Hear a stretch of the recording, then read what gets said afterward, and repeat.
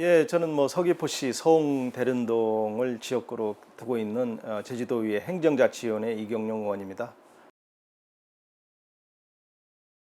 제가 이 어릴 때 초등학교 다닐 때 그 이제 귤나무가 들어왔습니다. 귤나무가 들어왔는데 이 당시 이제 귤이 이제 많이 이제 성장 과정에서 이제 많이 떨어지지 않습니까? 그거를 이제 잘라서 한약채로 팔았던 그 어린 시절 추억이 있는데 그게 그렇게 돈이 될 줄을 몰랐습니다. 그래서 이게 결정적으로 된 것은 중국에 있는 신후이촌을 한번 이제 방문하게 되는데 제주 한의학연구원하고 현장을 가봤더니 중국에서 이 전통적으로 내려오는 이제 중국에서는 이제 진피라고 하는데 이 진피하고 그 다음에 여러 가지 약재들이 또는 또 이제 이 차하고 이제 혼합이 돼서 이게 반려되면서 새로운 물질, 좀 몸에 이로운 새로운 물질이 생성돼서 이게 중국의 이제 시장을 전반적으로 석권하게 되는 이런 모습을 보면서 제주도에도 제가 어릴 적에 갖고 있었던 이 귤껍질을 가지고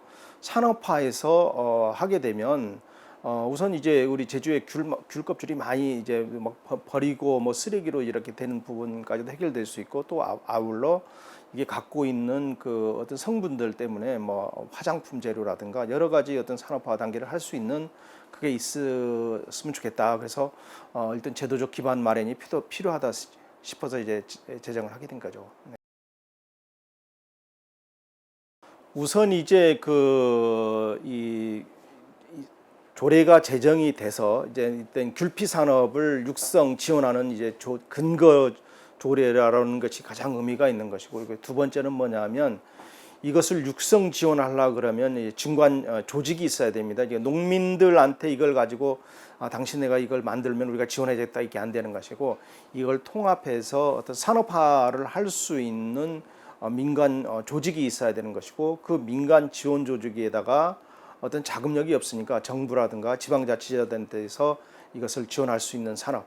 지금 남원읍 신흥리에 지금 귤피 산업과 관련된 것을 중앙정부에서 지원하는 그런 것을 하고 있는데, 여기에 보면 어떤 그 중간 조직을 만드는 과정에서 어떤 자금력이 부재해서 예산 때문에 어려움을 많이 겪고 있는 그런 부분들이 있습니다. 그래서 그런 부분을 지원할 수 있는 근거를 만들고, 그 다음에 또 이것을 산업화할 수 있는 것, 단지 그냥 한약재로 납품하는 그런 단계를 떠나서 이게 산업화해서 이게 더 큰 산업으로 성장할 수 있는 그런 내용들을 담고 있습니다.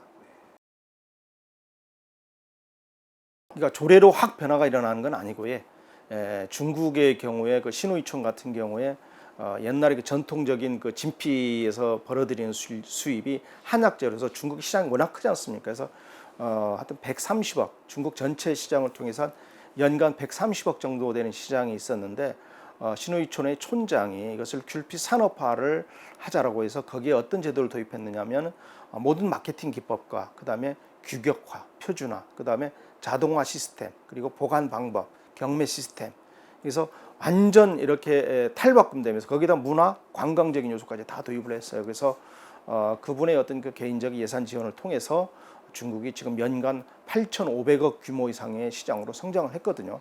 근데 중국이 부러워하는 게 뭐냐면 한국의 한의학 연구원들이 갖고 있는 성분 분석이라든가 한의학과 관련돼서는 오히려 한국의 기술력이 더 우수하다고 하고 있는 것이고요.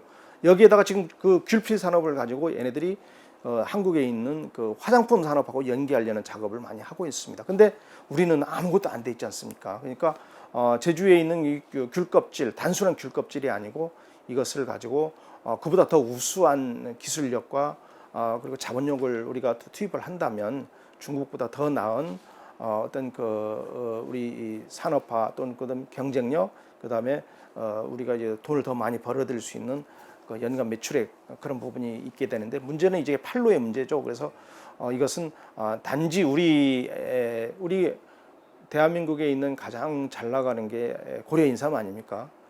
그러니까 중국보다 더 좋다고 하는 거 아닙니까? 그러니까 마찬가지 이것도 대한민국의 제주의 귤피가 이래 동남아권, 중국, 일본 이렇게 퍼질 수 있는 그런 것까지도 염두를 해야 된다는 것을 말씀드리고, 이것을 충분히 가능할 것이다. 당장 시작이 어렵지만 이제 농민들하고 그래서 산업화 중간 조직하고 해서 연계해서 더 성장을 해야 될 거다 생각을 합니다.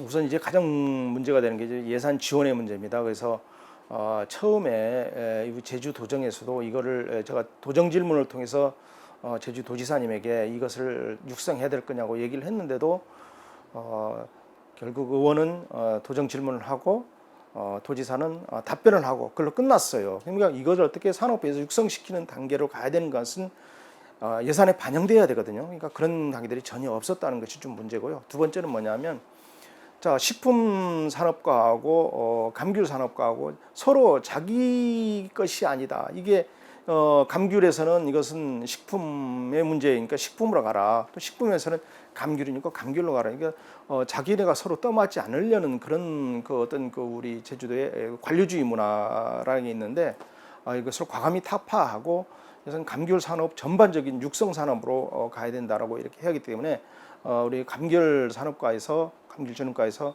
적극적으로 더 나서야 된다는 거. 그다음 세 번째는 뭐냐면 농민들도 단순히 이제까지는 생산해서 판매하는 단계에서 귤을 이렇게 해왔다면 이제 산업은 6차 산업화돼야 되는 거거든요. 생산, 제조, 판매가 융합된 융합산업, 6차 산업이 돼야 되는데 이 6차 산업화에서 실질적으로 시장에서 이게 가능할 수 있게 하는 그런 산업으로 가려면 농민들의 사고 변화가 더 필요하고 그 농민들에게 사고 변화를 유도하는 공무원분들의 어떤 행정적 보조 역할 그런 거 필요하고 그리고 그나마 이제 한의학연구원하고 이제 중간 조직들이 지금 잘 이제 보조를 맞춘다면 충분히 가능하기 때문에 많은 협조가 이루어져야 될 것이라고 보고 있습니다. 예, 감사합니다.